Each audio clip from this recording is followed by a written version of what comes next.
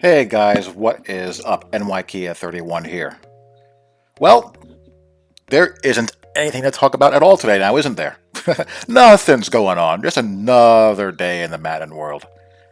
Nothing out of the ordinary, nothing special, nothing hyped. Just another walk in the park as I'm using a Madden 20 MUT game as the backdrop to this. But yeah, anyhow, I kid. We had the Madden 21 reveal stream a couple hours ago, and the Madden hype trailer was leaked out in the wee hours of the morning.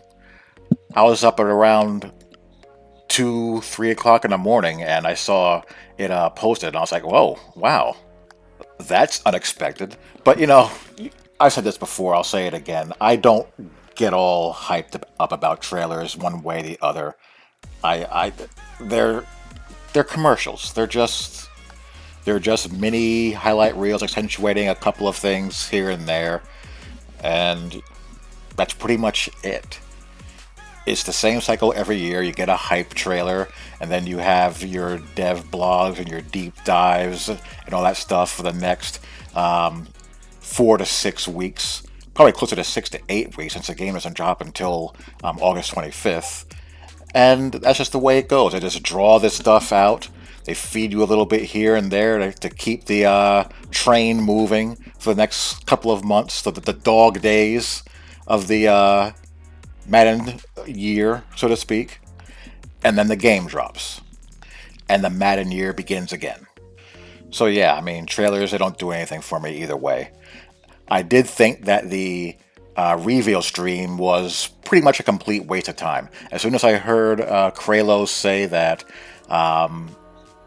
Clint won't be on until next week to do a gameplay deep dive, and that A-Dub will be on a week later for his segment regarding playbooks and AI and all of that, I was like, well, this stream is a complete waste of my time. There's nothing here for me. What's there for me to sink my teeth into? Not a whole heck of a lot. But anyway, we have what we have as far as information for now. So I'm just kind of looking it over from the Gridiron notes. Face of the franchise, rise to fame, could not care less. I've been very adamant about the fact that I don't believe that this game needs to prioritize 1 ounce of resource towards single player first person modes.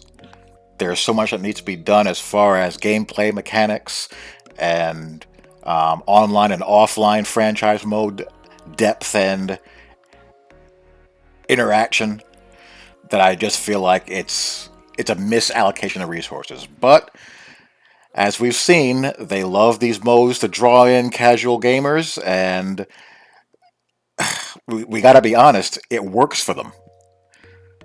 People play the long shot. People play these things, and as long as that's the case, we're gonna get them. People play the KO mode. That isn't the niche for myself and people who follow me and people like me, but there are people there that like those things, and a lot of them. So we get them, which is insane to me. But what can you do? As far as gameplay features, the skill stick, using the right analog stick for your spins, your jukes, your hurdles, and blah blah blah. That sounds like the old highlight stick that should have never left the game. The last time we had anything like that was NCAA 14, so I welcome that completely. That'll be that'll be a welcome addition as far as just using the triggers and the buttons and all that.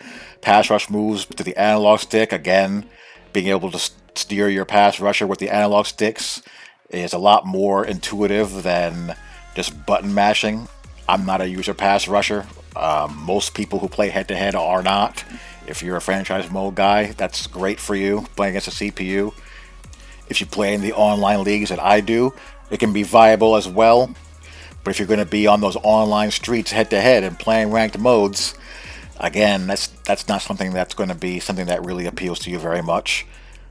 What else did they have here? They talked about the tackling as well, location-based tackles.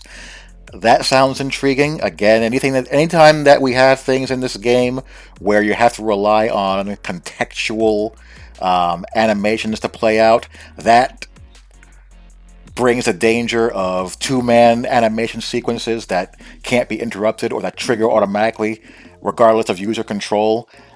That's something that bears watching. If my defenders are going to be contextually aware as far as how they attack ball carriers based off of down distance and where they are in the field, that's all fine and good. But again, we want to get away from these drawn out animations that trigger it automatically. We want control over those things. They mentioned X factors. They added 50. I don't know if it's added or if they just retooled some, and there's a total of 50 new superstar abilities in the game.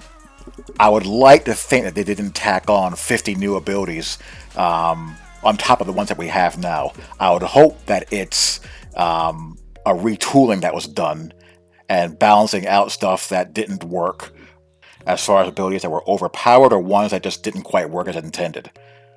And again, balance, balance, balance, balance. There was a brief blurb regarding adaptive AI. Again, for your franchise mode single player experience, it's all fine and good. Keep that away from the head to head realm. Dude's got to learn how to scheme and use adjustments and mechanics in order to stop stuff, as far as that's concerned. But that also is dependent on the AI being stable and consistent, so we need more information on that. So, all in all, I thought this day was pretty much a waste of time. And now it's just waiting to hear from Clint and A-Dub and their live streams and all that good stuff as we go forward. So anyway, that's pretty much it. Hope you guys enjoyed. Talk to you all later. Peace.